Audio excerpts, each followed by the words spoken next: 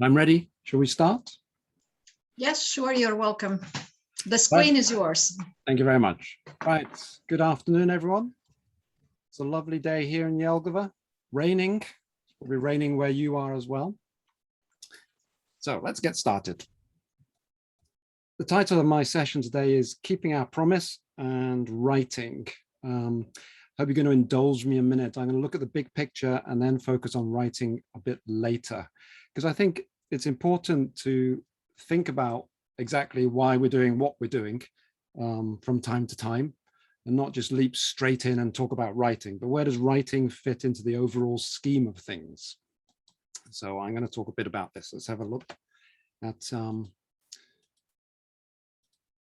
what I'm going to talk about. I'll talk about the promise and the problem. We'll make some comparisons. We'll talk a bit about accuracy and fluency.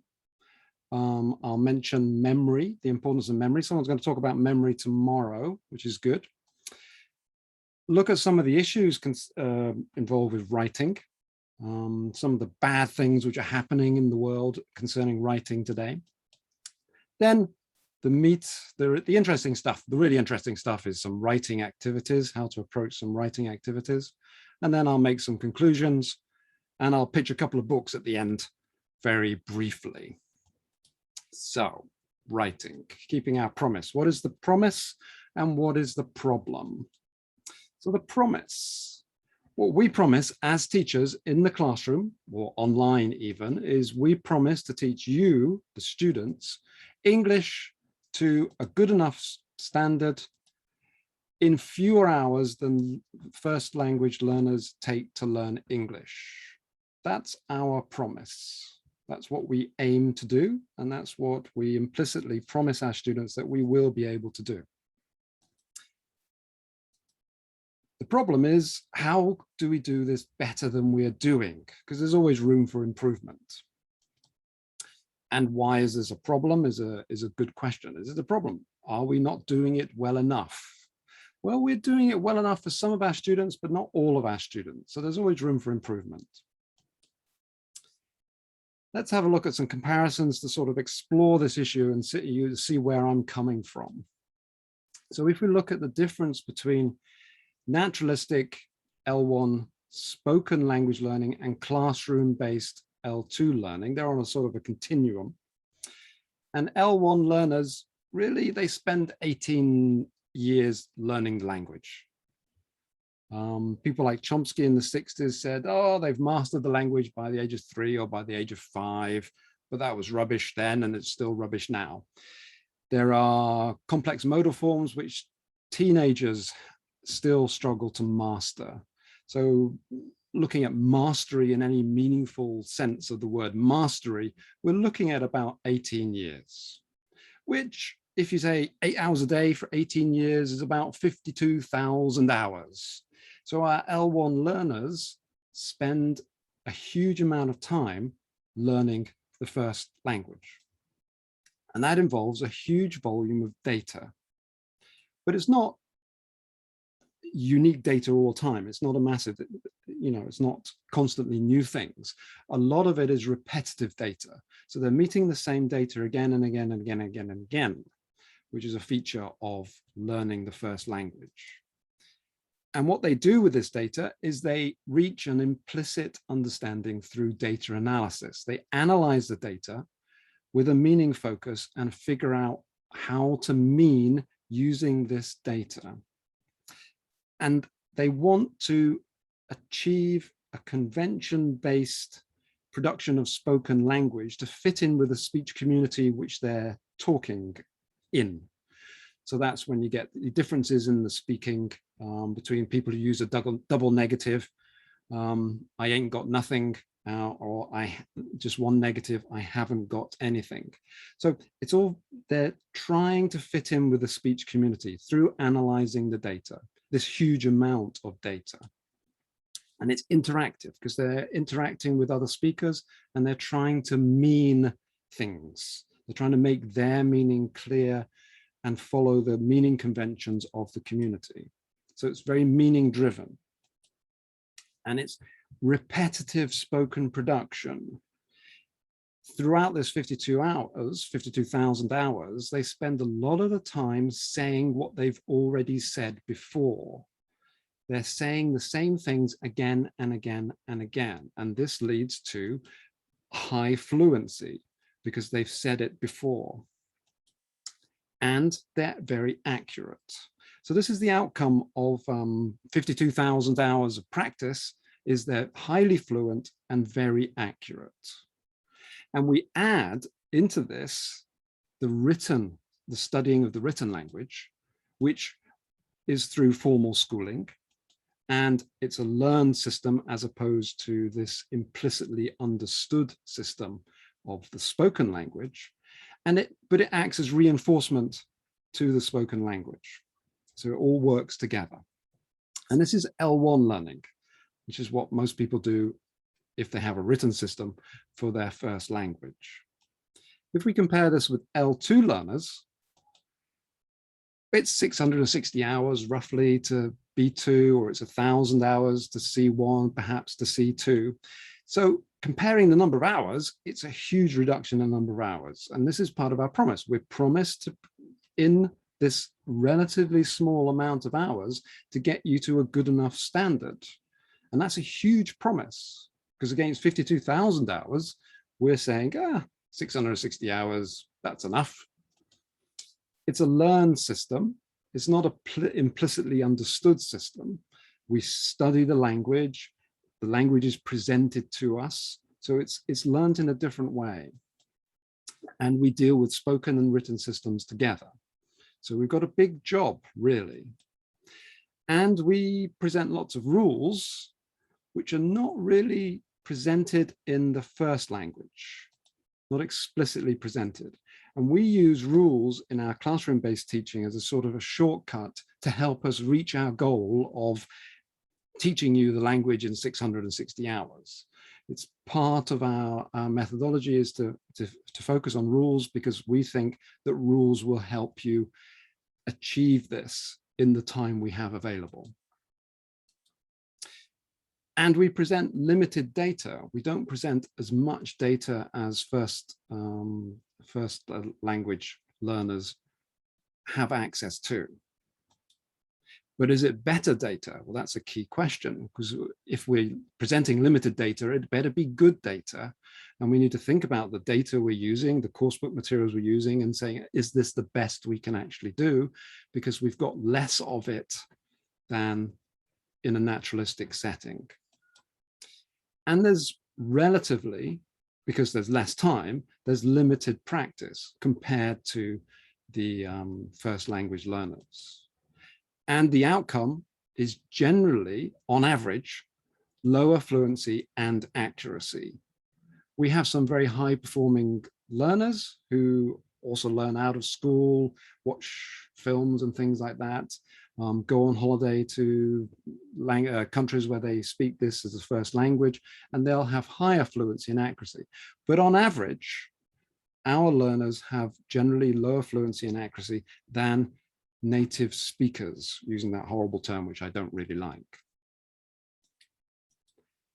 So L1 learning is very effective because almost everybody achieves a high level of fluency and accuracy within the constraints of their speech community. Everybody does it, almost everybody does it. But it's inefficient because it takes 52,000 hours. So it's effective, but inefficient. Whereas L2 learning, it's efficient because we reach a reasonable standard for our best students in a much shorter time frame. But it's generally less effective, except for a very few. And the problem is, how do we make it more effective for more of our students? It's already efficient. We've got a restricted amount of time. How do we make this more effective? And that's one of my concerns, is the efficiency, the effectiveness of our learning processes. Because in a global marketplace, our learners, we mustn't forget, are competing with good L1 speakers and other good L2 speakers. They're not just competing with their peers here, but if they want to go and work abroad, if they want to go and study abroad, they're actually competing with native speakers and other good LL2 speakers. And we need to think about that, and we need to give our learners as much chance as we can give by maximizing their outcomes from our courses. So the central problem of classroom-based learning is, how do we achieve a higher level of spoken and written fluency and accuracy in 600 and 1000 or 1000 hours, given the other constraints as well, apathy, demotivation, societal problems, COVID, and all these kind of things which are acting against us. How do we maximize our impact? Because there are a number of areas where I think we can improve things. So we have some problems with rules. We have problems with time, of course, because we only have 600 or 1000 hours. We have a problem with the data which we're using, and we have a problem with practice. So let's look at these in a bit more detail. So rules. There are lots of rules, but are they good rules? Do they actually reflect the language? And can they actually be applied? Can the learners operationalize the rules in an easy way? Or do the rules actually get in the way of learning, of actually using the language? If they think, oh, I've got to use the present perfect here and the present perfect for this and and then they try and say what they want to say. How does the rule help us and things like that? Sometimes I think the rules are not very accurate. I've talked over the years about rules which are not very good rules, which don't reflect the reality of the language and are difficult to operationalize. So as a teacher, you need to be constantly thinking about the rules. Are they the best rules? Do they reflect the language? And can they actually be applied by the learners? Time. We have a limited amount of time. So what we need to do is to make the most effective use of the time we have available, because we can't add time to the learning.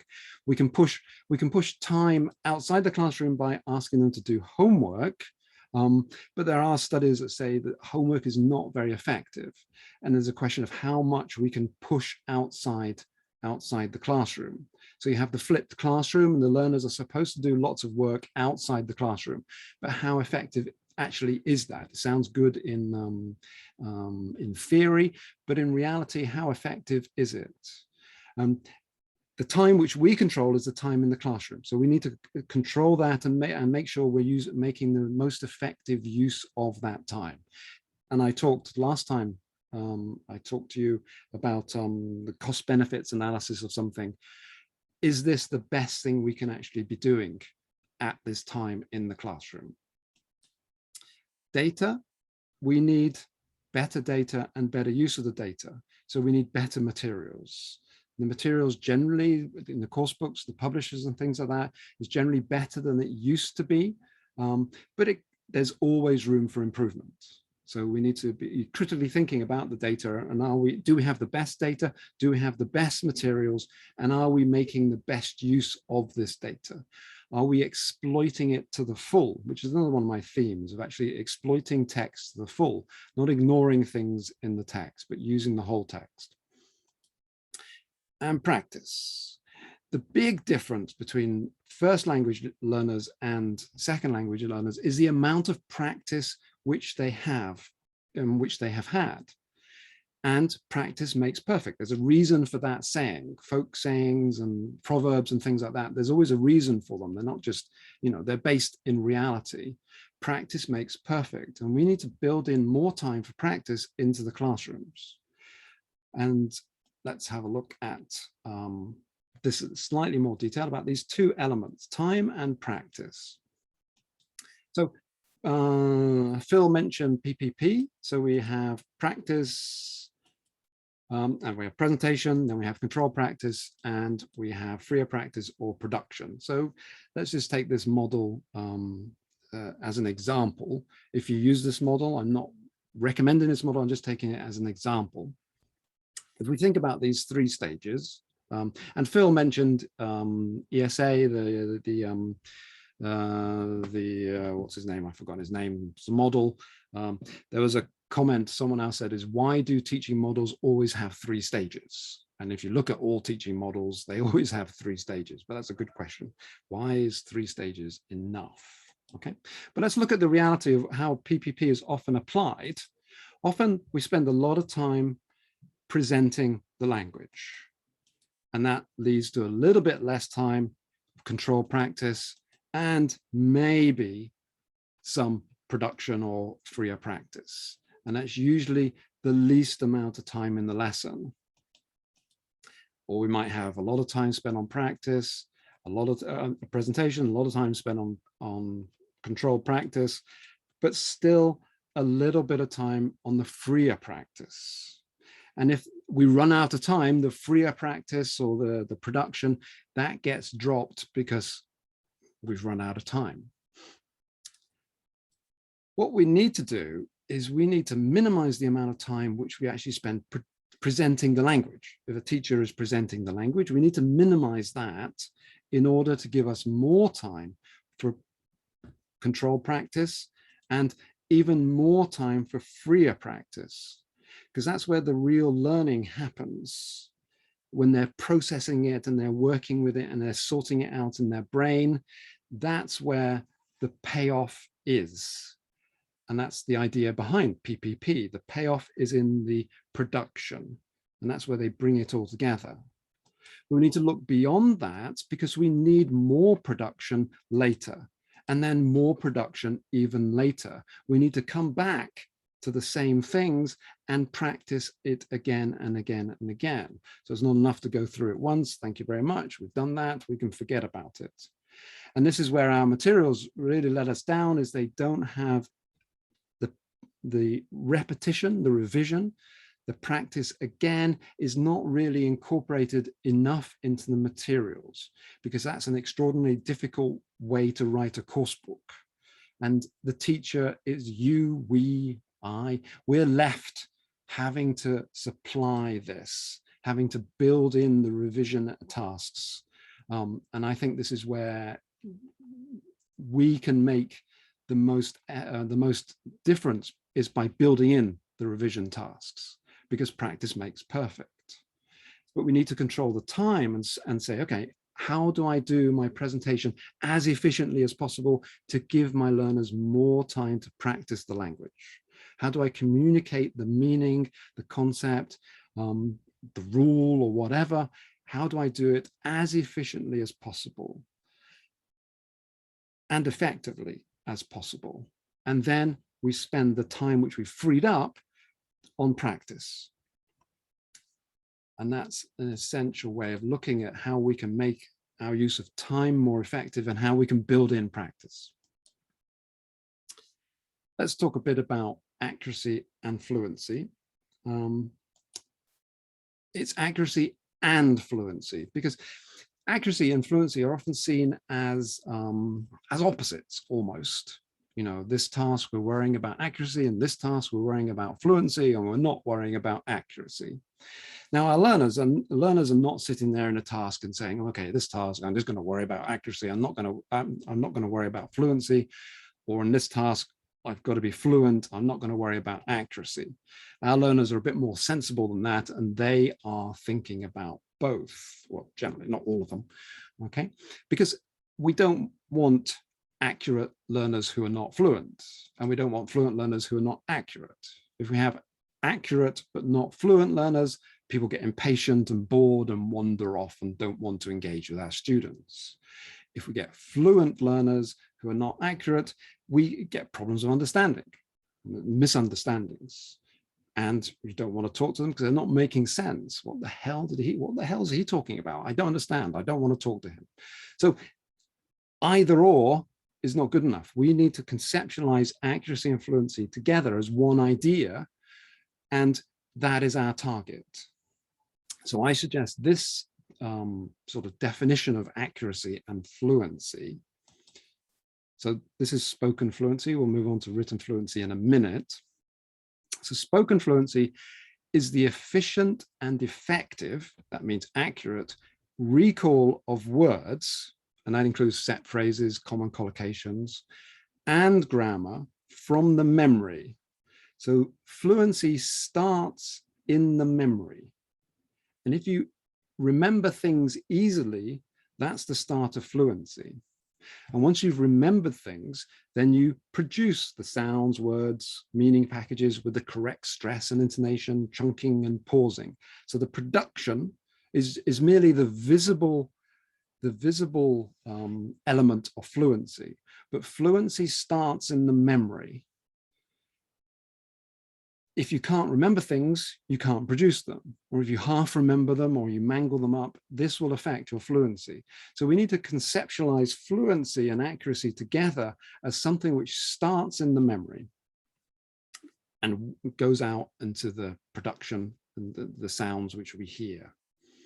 And that's a much more useful conceptualization of what we need the students to be able to do. The students need to be able to remember the words, and they need to be able to produce the words in sensible stretches of speech. And this also applies to writing. Because we need to remember, competency, there's a lot of competency is thrown around a lot. A competency, in my understanding of competency, is a demonstrated skill. You need to see that someone's done it, okay? But a competency has to be developed. And a competency has to be practiced, because if you don't practice a competency, then it decays. So we got this kind of understanding. We start off here and we introduce the competency, and the performance increases over time, but often there's a dip, but then it starts rising again until we reach the required level of the competency. But unless we continue practicing, it'll go down. We need to continue practicing over time to maintain the competency. So doing something once, for example, is not enough. That doesn't mean they'll be able to do it again. We need to keep coming back to the same things again and again and again to continually develop their ability to do things. If we're not continually practicing things, then they won't be able to do it. I mean, I do some things on the computer, and I almost, if I haven't done it for a month or two, I almost have to relearn how to do it, because I don't have that constant redoing of it to maintain my level of knowledge or my level of competency of actually doing it. So we need to think about competencies, and if we're developing competencies and we're developing language and we're developing vocabulary and we're developing knowledge of grammar, we need to constantly work at it to maintain the ability to do these things. Because if we don't do that, then the knowledge decays and we end up down here, and it's almost like we haven't started again. So we need to carefully think about what we're actually doing and how we actually build it up and then maintain the level of achievement which we have. A bit about memory and practice. I sort of mentioned memory. This is written fluency. It's exactly the same, but it's deployment of the words in coherent and cohesive text, which is very important. And again, written fluency starts in the memory. And we need to encourage our learners to use their memory as much as possible. We need to force them to use memory. We need to give them tasks where they actually have to recall words and phrases and common collocations and show us that they can actually remember them, and then they can apply them. And writing is a very good way of doing this. It's almost the most effective way of doing it, because I have written text which we can look at. We have evidence, and we don't have to record them saying things. Because often we generally write about wider topics than we speak about. We speak about a more limited range of topics in real life. We write about wider range of topics. So this writing is a good way of looking at a wider variety of language than speaking. And also the grammar profile is different. We use a wider range of verbs, for example. We use more complex noun phrases in writing than we do in speaking. So writing fluency is very important for judging where our learners are, but it all starts in the memory. So we need to build in memorization techniques. We need to help our learners memorize the language, which the speaker is going to talk about tomorrow. And we need to give them practice in remembering, not looking things up on the internet, but in actually remembering. And this is extremely important, that they're quick at remembering. So an element is how quickly they remember. So there needs to be time limits. There needs to be write down 10 words connected with whatever the topic is as quickly as possible. And then look at the collocations which go with these words as quickly as possible. We need to build in remembering tasks and writing tasks which then use these things which they've remembered. Because fluent language is practiced language. The most fluent language we use is language which we've already said before. We rarely, there's another thing with Chomsky in the 60s and things like that, and they're talking about the language abilities to produce unique sentences. Now, we don't produce unique sentences. We produce sentences which are unique in certain aspects. Maybe a particular collocation is unique, but a lot of what we've said, most of what we say, we've actually said before. We've used the same phrases, the same collocations before, the same set phrases, the same set functional language, in my opinion. We've used that before, and it's fluent because we have used it before. So in a very important way, fluent language is practiced language. It's when we're trying to produce novel utterances where we lose fluency. So again, that takes us back to practice makes perfect. The more practice we can have, we can give the learners for writing and speaking, the more fluent they will be. And this is very important because we want our learners to be fluent in speaking and writing. And someone this morning mentioned the fact, or this afternoon, mentioned the fact that people who read a lot, it helps with their writing. That's true to an extent, but I would also caution that I think the reading and the listening systems in the brain are different from the speaking and the writing systems. I think they're compartmentalized in some way. I'm not a neurologist and I don't know exactly about the brain, but I think they're different systems. So you can't rely on reading to help your writing to improve. You need to do writing. You can't rely on listening to help you improve your speaking. You need to speak. They're different systems and they all need to be practiced. But we need to emphasize speaking and writing because that's how our students are really going to be judged. If they go for a job interview or they go to university, they're going to be judged on their speaking and their writing. They're not going to be tested or judged on their listening or their reading. They're important, but they're not the most important, especially at the higher levels and at the end of secondary school. Our main focus should be on speaking and writing. And I would build in, listening tasks as before a speaking task, for example. Listen to this and then speak on the topic as well, using whatever you heard in this listening. Or read this and then write a report based on what you've read. So we use the speaking and the reading, the listening and the reading systems as input for the speaking and the writing systems. And then we actually look at the speaking and the writing and evaluate that rather than evaluating the listening and the reading directly, because that doesn't happen in the real world. So this is the most important thing. We want them to be fluent in their speaking and writing. And this means they have to practice. They have to practice remembering the words and they have to practice producing the words. So the story so far. I think we need to improve our effectiveness given the time we have available. We have a very limited amount of time. We make a big promise to the learners that we're going to teach them, help them learn the language to a good enough degree in this limited amount of time so that they can compete with people from around the world. That's a big promise. So we need to think about how effective are we being in this time available. We need to focus on fluency and accuracy together as one concept. And we need to build in memory tasks, and we need to build in practice tasks. And to do this, we need to minimize presentations and things like that. We need to free up time in order to be able to do this.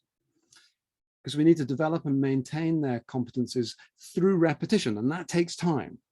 So we need to be more efficient in the way we use time to be more effective in the outcome for more of our students. You know, our best students will be fine probably no matter what we do, but we need to think about our students as a whole and improve it for the lower performing students as well as the higher performing students. So that's the story so far, and I'm going to have a sip of water. So, some issues with writing. There are 21st century, we got all this technology, and there are attacks on writing, you know, because audiovisual dominates our culture. You know, we got YouTube, the biggest copyright theft in history, is hugely popular. Little videos, and then we got these TikTok videos of nurses dancing in hospitals because they got nothing better to do. And, you know, audiovisual is extremely dominant in our culture. And we've got students saying, I don't like writing. Yes, who cares? It's something you got to do. If you want to be successful in life, you still have to do writing. Unfortunately, maybe. Okay, it's part of civilization to be able to write. It's how our civilization came to be like it is, because of writing. It's the whole foundation of our particular civilization. Without writing, we wouldn't have audiovisual dominance because YouTube wouldn't be possible without writing. So the fact that you don't like writing is neither here nor there. If you want to be successful in the world, if you want to be a bureaucrat, if you want to be a lawyer, if you want to be a doctor, if you want to be a teacher, if you want to be an engineer, civil engineer, you've got to write things. There's also this. Paragraphs online. Paragraphs don't seem to exist. This is the BBC. I think it's the BBC. BBC doesn't believe in paragraphs because it's difficult to read paragraphs online. And this is affecting our writing style of our learners because they don't understand paragraphs, because if they read something, it might not, or it probably won't have paragraphs. So the BBC has abandoned paragraphs for its online writing. And this is having impact on writing, and it's a negative impact. A lot of the writing which our learners see is writing like this. This is from a newspaper, online newspaper discussion. It's a hybrid writing speaking discourse. You know, online comments, it's Twitter, WhatsApp type conversations. It's a hybrid writing speaking, but it's having an impact on writing. It's a unique creation, but it's having a negative impact on more formal, more traditional forms of writing, which we can't ignore. There's lots of problems with this kind of written discourse, because it is written discourse. Problems of anonymity. If people are anonymous, they can say things which they wouldn't say if they were not anonymous. Anonymity and this kind of discourse can lead to paranoia, it can lead to anger, it can lead to rudeness. And because there's a lack of physical embodiment, that means there's a lack of restraint, which feeds into the anger and the rudeness and things like that. Because if people said the things which they say online, face to face, there would be more fights in the world. Yes, because if you're talking to me and you're saying something offensive to me, there's always the possibility that I'm just going to hit you because of what you said. But online, that doesn't happen. So people feel freer to be negative and be angry and rude online and to say things which they would never say face to face, because there's no physical embodiment. And this is a big issue with discourse, because the discourse online is not like the discourse face to face. There's also the randomness element. If you take part in this this kind of discussion, you're not talking to, you might recognize the names of some of the people, but generally the whole audience is hundreds of people. You don't know them, and they're not the same people every day. So there's random anonymity, and that distorts the discourse. You're not talking to a known people. You're not writing to a known audience. You're talking to random people. Who cares about random people? And that again feeds into the anger and the rudeness and the corrupted discourse. And also another element of this discourse, which is negative, is that the coherence is not necessarily internal to the text anymore. If you read an essay, a big part of the impact of an essay, for example, a report or a letter, is the internal coherence, the way it's structured and the cohesion of it. But in this kind of discourse, it's collaborative, hybrid discourse, spoken and written, the coherence is not actually in the text. The coherence is actually in the mind of the reader. So the reader puts it together. The reader makes it coherent by making the connections. So this thanks Lisa at the bottom actually goes with this comment here. It's separated out by these comments. So to make that coherent with thanks Lisa, you have to go back and you have to add the coherence yourself. So a lot of the text which people are reading, we take this as a text, it's a jointly constructed text, the coherence is not there in the text. And this, I think, is reflected in our learners' text, that they don't really think about coherence. And it might be being influenced by this kind of discourse which they're actually reading. They're not reading coherent text. They're not reading paragraph text. And this is having an impact on their ability to produce coherent paragraph texts. So we need to deal with this and to ask them to be coherent, to write in paragraphs. There's also spelling and grammar issues in this kind of discourse. Spelling is often used creatively to escape for censorship, because there's a lot of censorship in these things. So words you can't say, and people are very creative in about saying the words they can't say by misspelling them or spelling them in slightly different ways, and that will be having an impact on the future of the spelling of the language. That kind of consistent misspelling of words, which you're not supposed to say, will have an impact on the spelling of the language. Not immediately, but in the long term. So all these are negative things which we have to deal with, which we need to think about and deal with, and because these are having an impact on writing as a whole, on our students' writing in particular.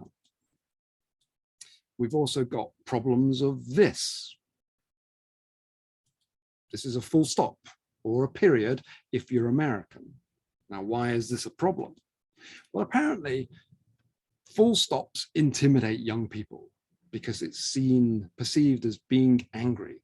If you use a full stop, you're being angry in messages and things like that. There was a study at the Brighampton University, the State University of New York. They studied this and they decided that full stops, oh, a full stop, he's being aggressive. I don't like that because I feel upset and not safe. This full stop is violating my safe space. So if even full stops are seen as problematic, then we've got big problems. Luckily, this was a study of university undergraduates, and they're not completely representative of the whole population. And it was only about 127 of them, okay? So this kind of study replicates the problems of the social sciences in general, that they have a bias towards undergraduates as the subject of study, because you have a university and say, okay, I want to study people. Where can I get people to study? Oh, I've got some undergraduates, I'll study them. So there's a biased sample, and it's a small sample, 127 undergraduates. So 127 undergraduates at the State University of New York feel offended by full stops. I think we can safely not worry too much about that.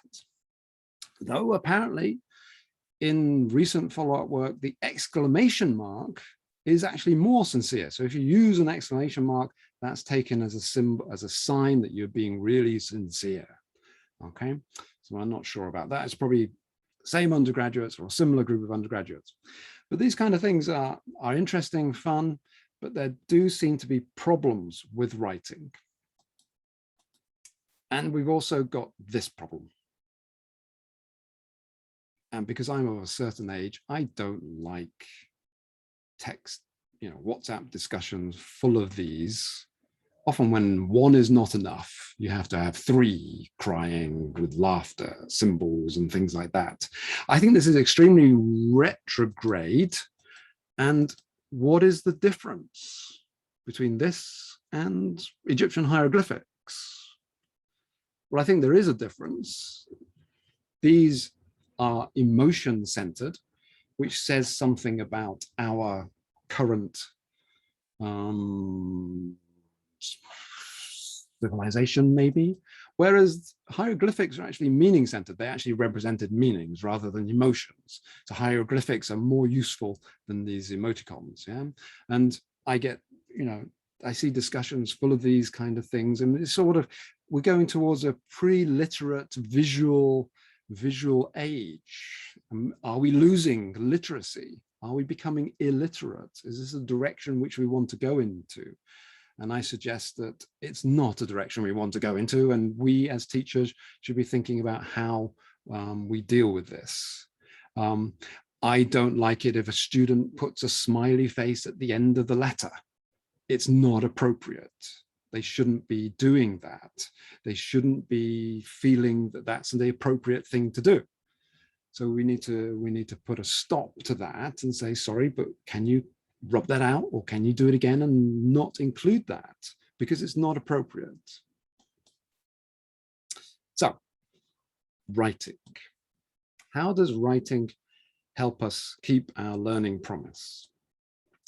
Okay, at lower levels, writing is very useful to aid and reinforce learning. It's very important to learn how to shape the letters and to write the words as part of memorization. So writing is very important at lower levels. At higher levels, though, writing is more important to help systematize the knowledge of the language.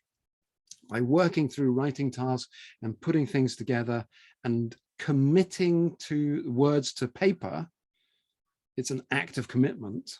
It's helpful in systematizing the knowledge of the language and building a complete mental image of the grammatical and the vocabulary system.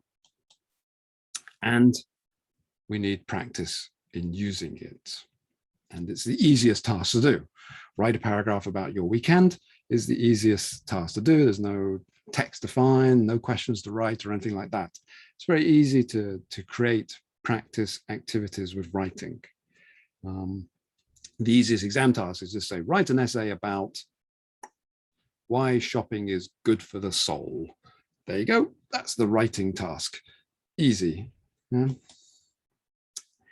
When we need to think about learning, we need to help with learning, but at some stage, we need to switch to actually using the language to learn the language better. And this is where this switch happens. It depends on what we're learning and things like that. But it's not just learning, presenting the language and studying the language and practicing the language. It's using the language which we already know to learn more of the language. And this is where learner autonomy comes in. The autonomous learners use what they know already to learn more. And that's a key part. We can't give autonomy or ask people to be autonomous if they don't know anything. They need to use what they know in order to learn more. So we need to think about this. So lower level tasks, the lower levels will have short writing tasks, and they should be personalized because the language needs to be meaningful. It needs to be authentic and meaningful because that's real. Real language is more memorable. Higher levels, longer writing tasks and more abstract because that's all we want them to do with more abstract topics. Because there are different levels of knowing. Levels of knowing, it's not just I know this, I don't know this. There are levels of knowing. And let's consider this, thinking about the present simple. Take a simple example. If you don't know anything about this, I can't do anything with the present simple. What's the present simple? I know nothing. I know something about, so I can complete a gap fill using the present simple. I understand the present simple, so I can correctly complete a gap fill using the present simple. I can use that is different. I can write or speak using the present simple. Understanding is shown by reading or listening. Using is where is the real target, so that you can actually use the present simple. So if we think about tasks in a bit more detail. So here I know something about X, so I might be able to do a task using the present simple. I can understand it. I can understand someone using the present simple, someone speaking using the present simple, or someone writing using the present simple. Here, I can present current facts using the present simple. Let's be very, very specific. And this could be writing or written or spoken. So there's a progression in levels of knowing. It's not just a binary, yes, I know it, no, I don't. There's levels of knowing, which we need to think about. We need to push the learners through the levels of knowing till they can actually use it. And then we need to maintain their ability to actually use it. They need to have repeated practice, keep it in mind. So lower levels sort of reiterate, we could have sentence completion. Last weekend, complete the sentence. It's a writing task. Short text, paragraph writing. Higher levels, essays, reports, and letters, I would suggest, are the most important ones. They're not the only ones, but they're the most important ones. And this is where our year 12 learners, they need to be able to write letters, write reports, and write essays. So, some writing activities. But first, two key concepts. Handwriting. Handwriting is very important. I mean, I know it's difficult because the learners are not in the classroom. When they go back in the classroom, handwriting is extremely important.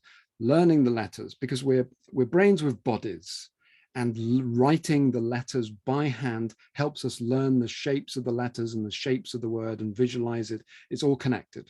So handwriting is very important.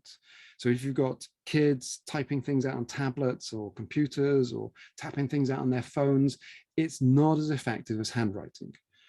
And beautiful handwriting is better than not beautiful handwriting. So it's very important. At higher levels, yes, they're going to be submitting reports on the computer and things like that. But especially at the lower levels, handwriting is extremely important. And writing in class is very important indeed. Because how do learners know what is important in learning a language?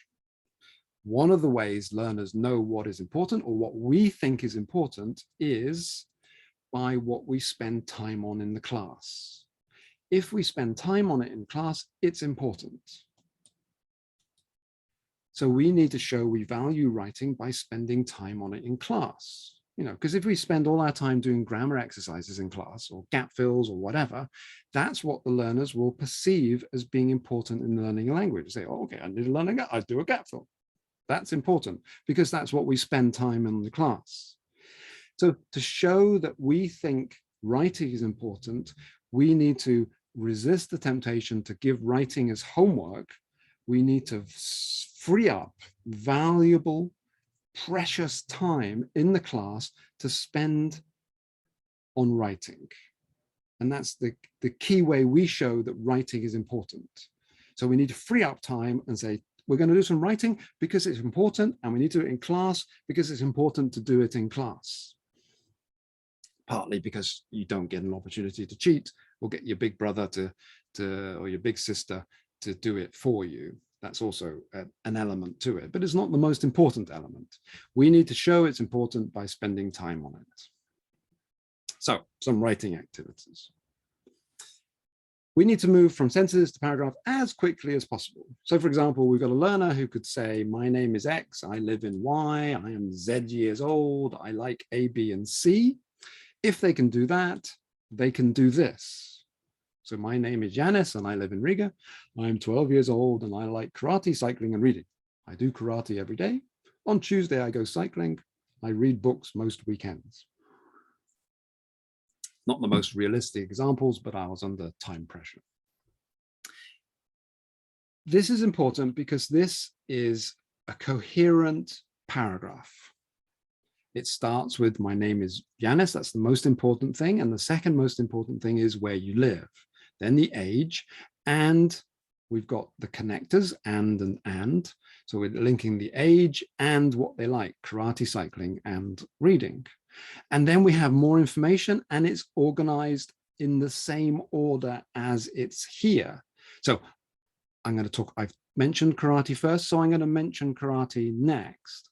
And then I talked about cycling, so then I'm going to talk about cycling. And then I talked about reading, so then I'm going to talk about reading. So the sequence follows the same coherent sequence.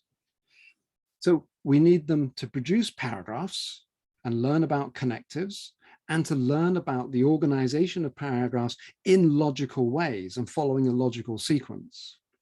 And this is very important that they do this from as quickly as possible. And, you know, they can write this about themselves. They could write it about a member of their family. They could write it about their friend. They could write it about a fictional person. So, you know, who's your favorite movie character? Write a paragraph about them. They could write it about an imaginary person. So they could repeat the same kind of task. They could expand on it, extend it, use different words. You know, my name is Bond, James Bond, and I live in London. I am 103 years old, and I like X, Y, and Z. We can do it in different ways and repeat the same kind of thing over the year. Not just do it once, thank you very much. You've written your paragraph about yourself. Let's tick that off the list. We can come back to it and do it again slightly differently.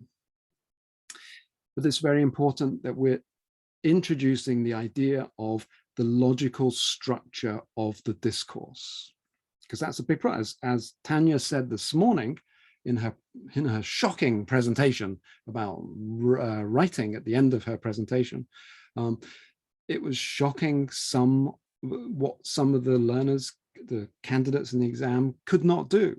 They can't produce any response, or if they do produce a response, it's not logically sequenced or coherent, or it's not on the topic and things like that. So this kind of paragraph production is very important for developing the logical thinking about the structure of text. To be able to write paragraphs, you need to be able to write sentences. So you write sentences, you can write paragraphs. And thinking about paragraphs, let's take this a bit further. We need our learners to learn how to write paragraphs to a formulaic, standardized structure. You might say that's not very creative, but that's later. Creativity comes later once you've mastered the formulaic, standardized structure. It's mechanical, yes, but it's coherence practice. It's training and being coherence. We need them to master the standardized form first. And it's a kind of like an apprenticeship model. They're apprenticeships, they're apprentices, they're learning how to do it. Later, they can break the rules, but first they need to know the rules. So we need to train them in this. The autonomy might come in on the actual opinions, which they're giving in the paragraphs. The structure is the constraint. The freedom is in what they actually say within the structure. We're supplying the structure, they supply the opinions, for example. And to be able to write text, you need to be able to write paragraphs. That's looking ahead. So there's an activity which I call 3 reasons why. So you need a list of topics like shopping, sports, or whatever. And learners generate opinions on the topic, of the topic, on the topic, supported by 3 reasons why. And then they write a paragraph based on the following outline. So this is the outline. They start with a thesis statement. They then go to a link to evidence, and then they produce the evidence, 3 pieces of evidence, 3 reasons why, and then they have a summary statement. And this is the structure of the paragraph, and they have to do this. So for example, the washing machine is the most important invention in the last 150 years. There are 3 main reasons for this. The first reason is that. The second reason is that. The third, final reason is that. It is clear that the washing machine has had a significant impact on civilization. This is the structure, and they do this again and again and again for lots of different topics. So the first sentence is always the topic sentence. There's always a link to the evidence or reasons and examples. The reasons and examples appear in order of importance. There is a concluding sentence. Optionally, there is a linking sentence to the next paragraph, but that's optional. But the others are essential, and they have to do it. This outline is always followed. There's no room for creativity in the structure. It's part of discipline of learning, mastering the forms. So they would produce like this, something like this. The washing machine is the most important invention in the last 150 years. There are 3 reasons why this is true. The most important reason is that washing machines free up time for women. The second reason is that women could go to work because they had more time. The third reason is that clothes are much cleaner than before. And these 3 reasons clearly show that washing machines are the key to modern civilization itself. Now, you might not agree with those opinions, but that's not important. What is important is they're practicing the structure, and they're producing it in the right order. So what's the first reason? They free up the time. What's the result of this? There's another reason women can go to work. And the third reason is not so important. So, but the logical structure is the main point. This is essential learning discipline. And of course, it has to be in this kind of structure, not in the separate sentences. It has to run together like a full paragraph, not like a BBC text. Essential learning discipline, producing paragraphs like this. And we should practice on a range of topics. Just producing such formulaic paragraphs doesn't take very long. But we can also take this further and use such paragraphs to construct essays. So essays, they're a pedagogic task, but it's also a real world task at university. Writing essays is a real world task. They're writing essays on the subject they're studying, not learning the language. So it's a real world task. It's very important for taking exams, and it's very important for developing logical and coherent thinking, which seems to be lacking. So essays, we can use the paragraph writing task above. And for example, student pairs A write the advantages paragraph, and student pairs B write the disadvantages paragraph. And then you put them together and they combine the paragraphs, and they jointly write the introduction and conclusion. So you bring it all together, it's into a speaking task, it's a collaborative task. They do half the work, share the rest of the work, and that's a way of building essays. Or perhaps they could brainstorm the advantages and disadvantages for the question as a class, and then they write individually, but to a set frame. I mean, the set frame of an essay means there has to be a clear introduction, a topic statement, and then the essay purpose explained. There has to be, for example, an advantages paragraph, and it follows the set paragraph pattern. And then, for example, a disadvantages paragraph, and then a clear conclusion paragraph. And it must clearly conclude if the advantages outweigh the disadvantages or vice versa. but it has to be these 4 clear paragraphs. And we need to think about the writing process. We need to study the parts of an essay. They have to understand what they're going to produce, study the requirements of an essay, the clear introduction, the clear conclusion, study the paragraph structure, study linking words and grammar, brainstorm ideas, plan the essay, and write it. And we need to think about, is it going to be done alone, collaborative? Are there going to be drafts? Are there going to be reviews and things like this? We might want to give them an essay plan sheet. That's the topic, introduction, so they put down their ideas. We might want to give them an essay outline, which is a bit more sophisticated. We might want to give them this kind of essay outline where there's space for them to write their sentences, general introduction, thesis statement, topic sentence. And this is for the teacher to say, is the topic of the paragraph clear? Yes. Is the topic of sentence clear? Yes. Is topic of paragraph clear? Yes. So there's a marking scheme on the side. You might want to give them something like this. You might want to give them a piece of paper like this. So the learner writes here and the teacher can write here. So they write on every second line and then gives you space to write comments, make corrections and things like that. So you might want to think about using paper such as this. Thinking about rating essays, I suggest a 2 rating system. So rating 1 is, does it have a clear introduction, 2 body paragraphs and a separate conclusion? If yes, then it can be rated on the second rating. If no, then it must be rewritten. So you can't just accept it and then rate it, correct the language. It has to pass these formal considerations because having a clear introduction is very important. And unless we make it important, they won't consider it important. Because often I've seen essays and there is no conclusion. It's like, why don't you have a conclusion? Write a conclusion. It comes back and there's still no conclusion. Give me a conclusion and then I'll think about looking at the actual language you've used. This is very important. Once it's past this first rating, then we look at the language, we look at the structure, and we look at the cohesion and coherence and whatever. But it has to pass these minimal barriers to getting to the detailed language rating.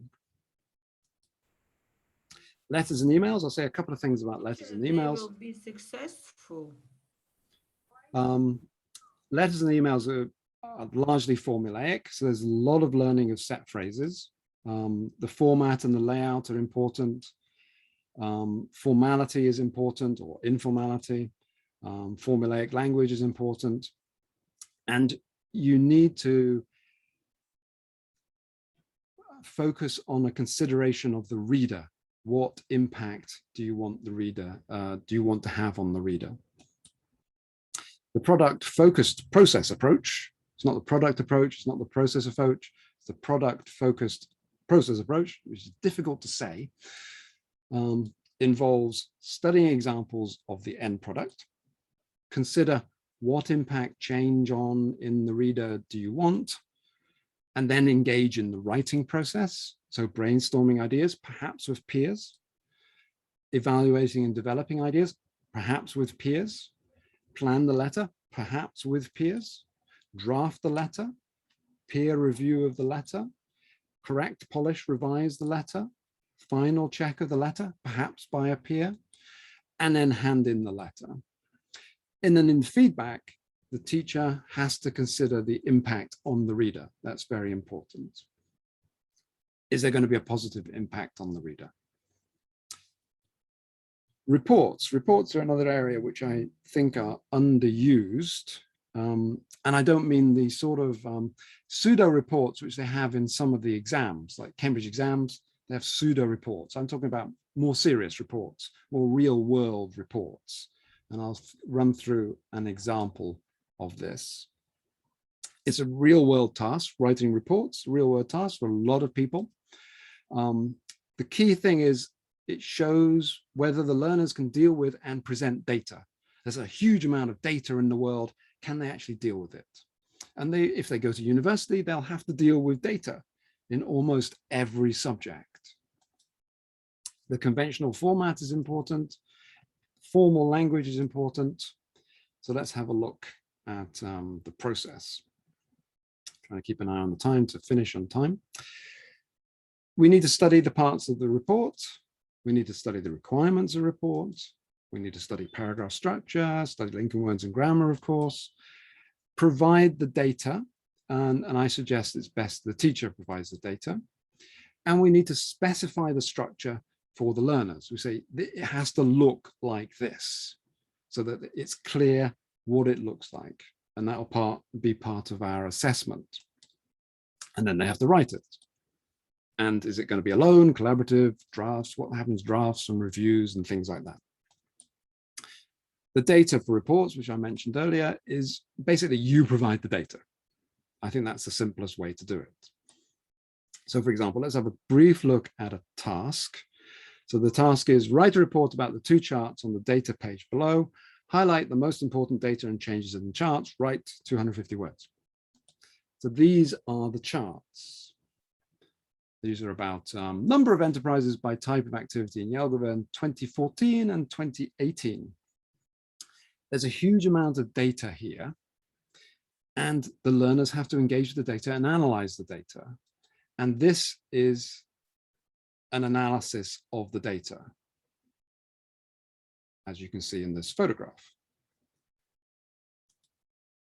And then once you've analyzed it, once you've understood the data, then you plan the report. So the introduction, what's the report about? What do the charts show? Maximum 150 words. Then we have the discussion of the data, commentary on the whole data set, the big picture, commentary on the most significant increases between 2014 and 2018, that's a mistake, and the most significant decreases between the same mistake. 150 words, and then a conclusion, the most significant features of the data, maximum 50 words. That's my plan with the right dates. So this is what a kind of thing which we'd expect them to produce. A clear introduction. This report examines the data comes from and then some information about the data. 4 to 6 words. Then the discussion of the data starts. So we've got a big picture, and then we talk about the increases with numbers, and then we talk about decreases with numbers, and then things which didn't change at all. And then conclusions, the net increase, where this increase was, where the declines were, and what is the trend is positive. So that's the kind of thing, or a kind of report, which I think learners at the end of high school should be able to produce, should be able to deal with that kind of data, that kind of volume of data, and produce a report, 250 words, it's 263, approximately 250 words of this kind. And I think that's very important for our learners to be able to do, to deal with this kind of data, because we can bring in data from different subject areas and from the real world and bring that into our class and engage with the data, and then actually show them how they can actually produce a coherent report based on that data.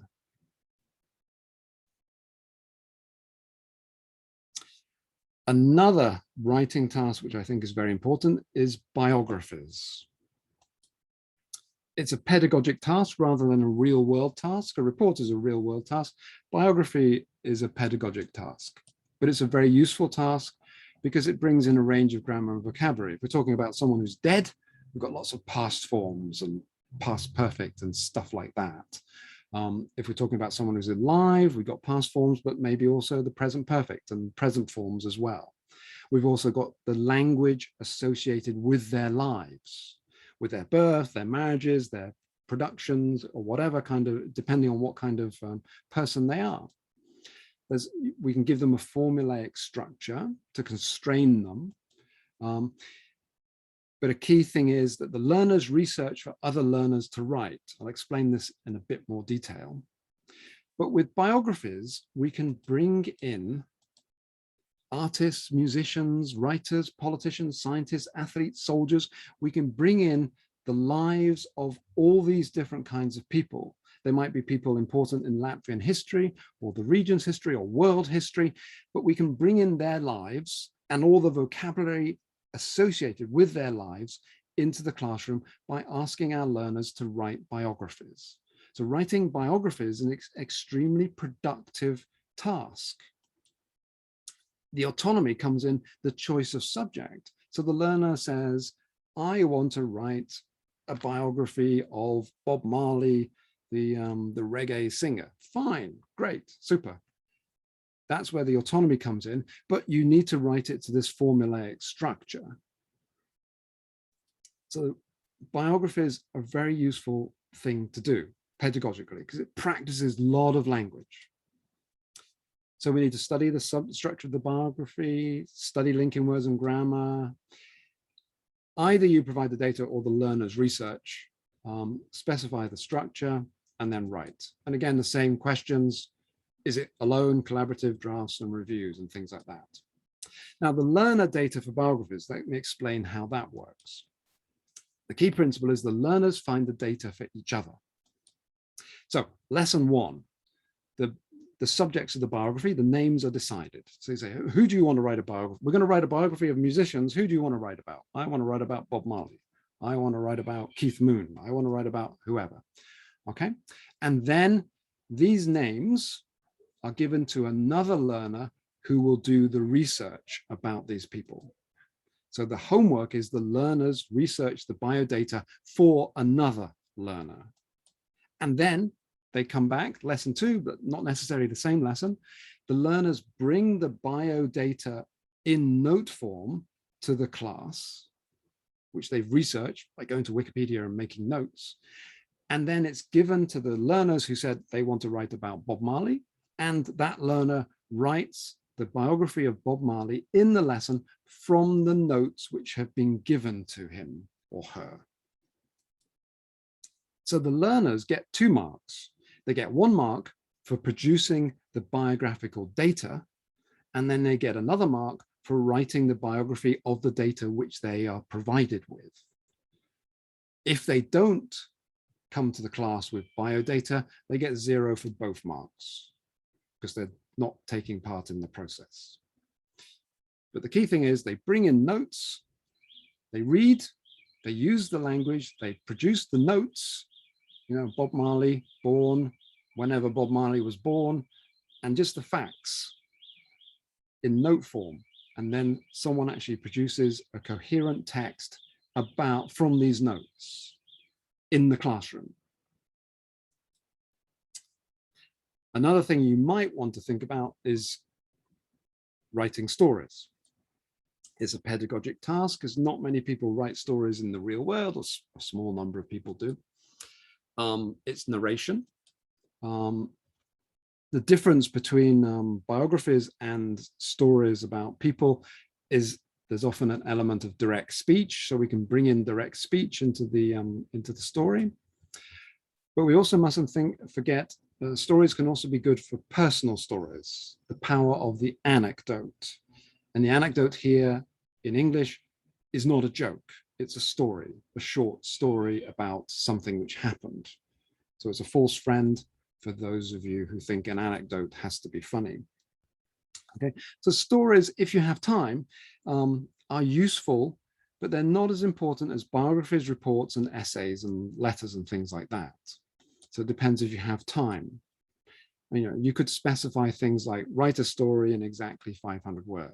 There should be 3 characters. You must include the description of a place and the 3 characters. Set the story in the past. The story takes place in less than 24 hours. 1 character must learn something and begin last week or last Wednesday or last month or last year or something like that. You can set requirements for the story, not just write a story, but you actually set requirements which they have to write to. These are constraints. These are conditions which they have to fulfill. And that frees up them to be more creative within the constraints. And that's a key part of creativity, is being creative within the constraints. It's not being completely free to write whatever you want.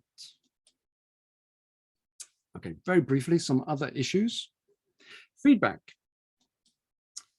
We have different options for feedback: error correction codes, written feedback, possibly using a form, or screen capture software feedback on electronic submission. Let's have a brief look at those.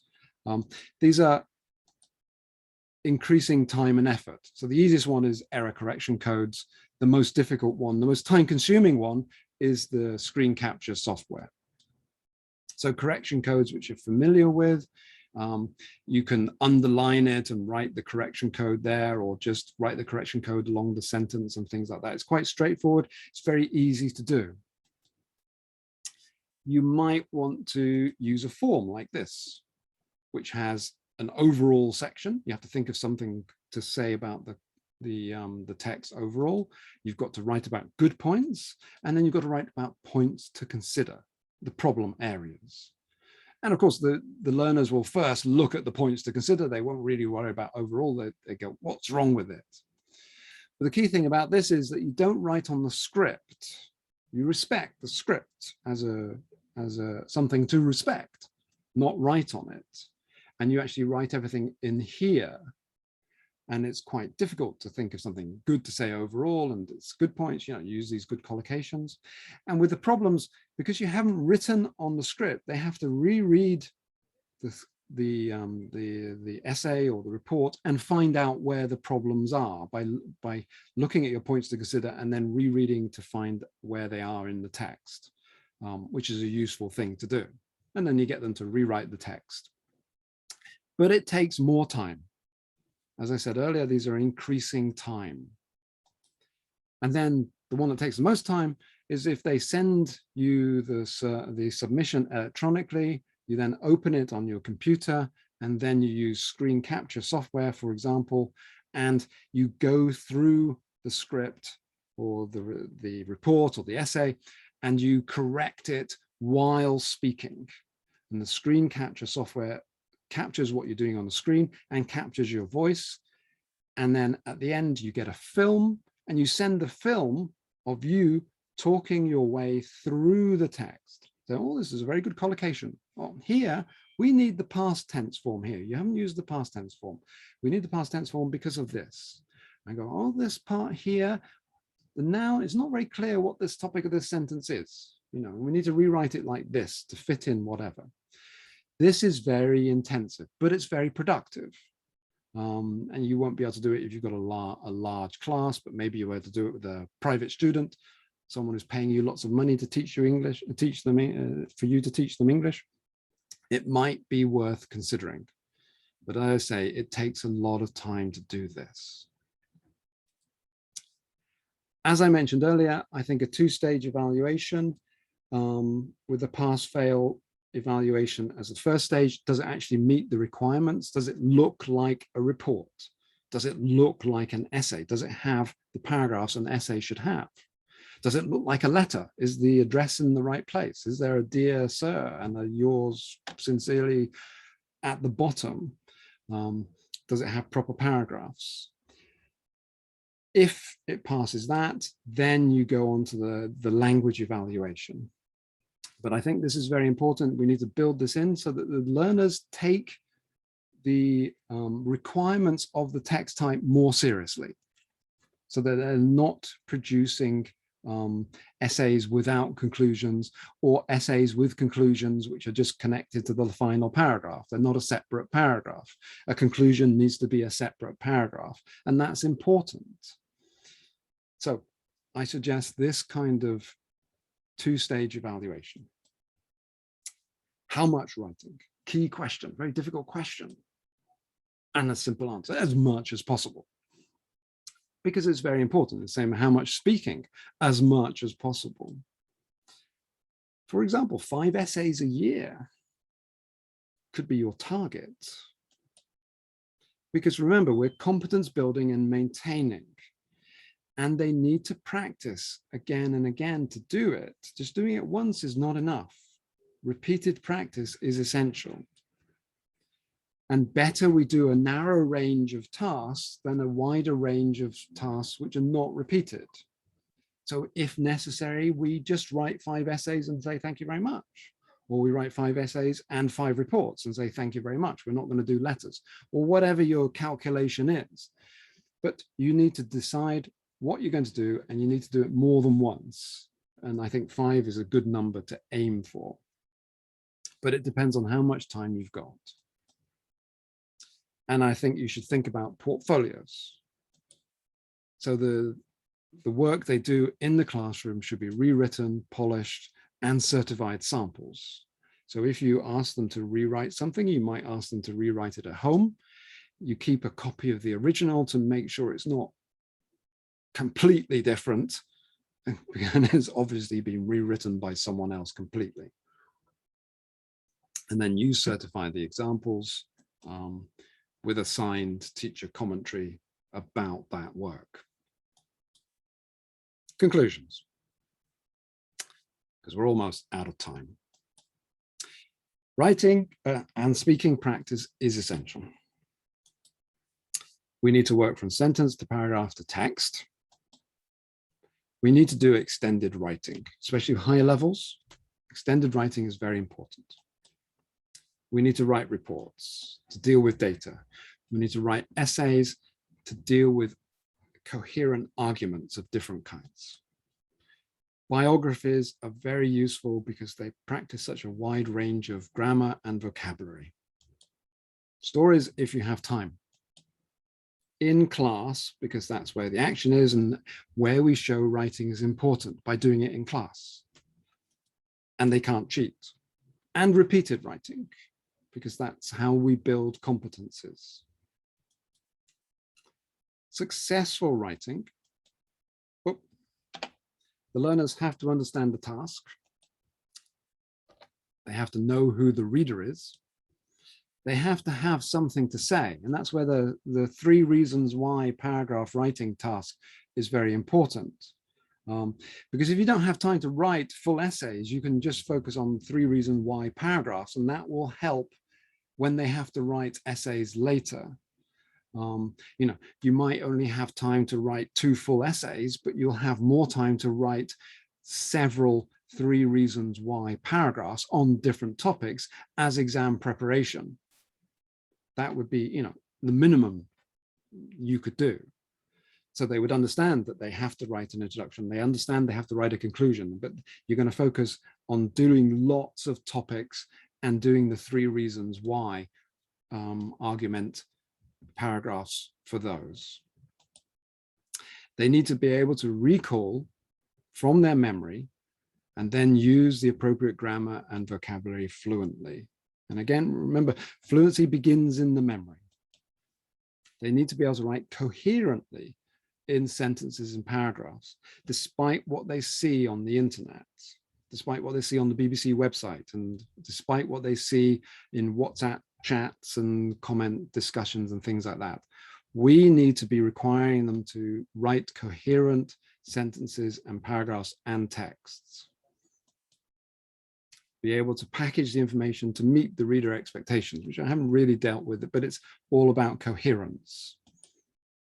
To be able to follow the text requirements and the conventions. And we provide the structure strictly as part of discipline, as part of training. The creativity comes within these constraints of what they actually say. What are their reasons for thinking that X is the most important thing in the world? The reasons, the ideas are where the creativity is. But the structure, they're apprentices, they're learning the structure to fit in with what is required in the world. And they need to have legible handwriting, which is always a good thing to have. Okay, so that's conclusions. Briefly, I got a couple of minutes left to mention the English Ideas Project, which I'm representing here. I did say something about books earlier, and we have some books you might want to buy. I got a new book, The English Noun Phrase, We've got this book about methodology, and we've got this big book about grammar, which has a different view on grammar. We also have courses, various kinds. So English for teachers, which Inga mentioned earlier, materials development for teachers, testing for teachers. We've got academic writing for students, and we've got IELTS academic writing for people doing the IELTS exam. So we've got lots of courses and things like that. Unfortunately, I don't have the American Embassy paying my salary to do this, so these things do cost money. I don't have the British Council paying me to do this, so these things cost money to do. Yeah? For example, the English for Teachers course, it's an online course, 12 meetings, it's topic-based, it's focused on the discourse and grammar and vocabulary of these topics, and there are written and spoken portfolio assignments, and you get detailed feedback on the assignments. So you get feedback on your writing and your speaking, and also by studying the topics, at the end of the course, you'll have a greater understanding of the language which is used in these topics. So that's something which is going to go live soon. And I'm giving a 20% discount for LATA members. So if you visit the website, the link below, and have a look and see if you're interested in doing that. Okay. So I've got 2 minutes left, so I think I'll finish there. Thank you very much for listening. I hope you've enjoyed the day, and I hope you're going to do something restful this evening and be bright-eyed and bushy-tailed for the rest of the conference tomorrow. So bye-bye from me. Inga will probably come in a minute.